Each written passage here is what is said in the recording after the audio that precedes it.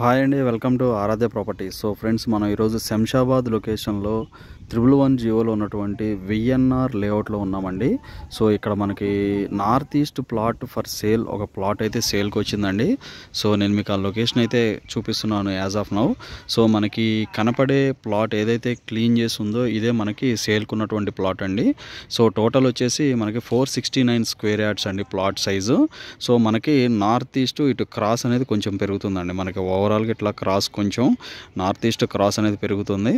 So roads విషయానికి వస్తే ఇక్కడ కనపడే రోడ్ వచ్చేసి ఇది వచ్చేసి మనకి 80 ఫీట్ రోడ్ అండి. సో మనకి ఇక్కడ 40 ఫీట్ రోడ్ ఉంటుంది.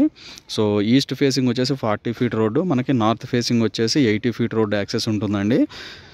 సో మనకు కొంచెం పక్కకి ఈ కనపడే కాంపౌండ్ మన ప్రాజెక్ట్ కాంపౌండ్ అవతల మనకి రైల్వే ట్రాక్ ఉంటుందండి. సో ఇది వచ్చేసి మనకి సాతంరాయి విలేజ్ సర్వే నెంబర్స్ కిందకి వస్తుందండి. ఆల్రెడీ ఇక్కడ ఒక హౌస్ కూడా కన్స్ట్రక్షన్ అయింది, మీరు వీడియోలో చూసుకోవచ్చు. సో నేను మీకు లైవ్ అయితే ఎక్స్ప్లెయిన్ చేస్తున్నాను. సో ఇది వచ్చేసి మనకి 460 స్క్వేర్ యార్డ్స్ ఉంటుందండి. North east corner plot, 80 feet and 40 feet road access.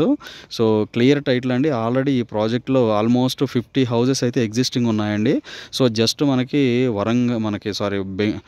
ఏదైతే మనకు బెంగళూరు హైవే ఉందో మనకి శంషాబాద్కి మెయిన్ 100 ఫీట్ రోడ్డుకి చాలా దగ్గరలో ఉంటుందండి.